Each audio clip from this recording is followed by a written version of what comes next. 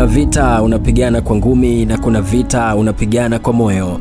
Kabla ya Anton Joshua hajakutana na Christian Prenka ulingoni, hakukutana kwanza na kelele za mashabiki wala mwanga wa kamera. Alikutana na maneno ya upendo kutokea kwa Alexander Usyk. Bingwa wa Ukraine alisimama kumwombea, akampa moyo na kumtakia kila laheri katika pambano lake. Ni ajabu kidogo kuona mtu aliyewahi kukushinda akikuombea ushinde vita vyako vijavyo, lakini hapa ndipo unapogundua kwamba kuwa bingwa wa kweli sio mkanda wala haukai kiunoni, hukaa moyoni. Dunia imejaa watu wanaosubiri kukuona ukianguka.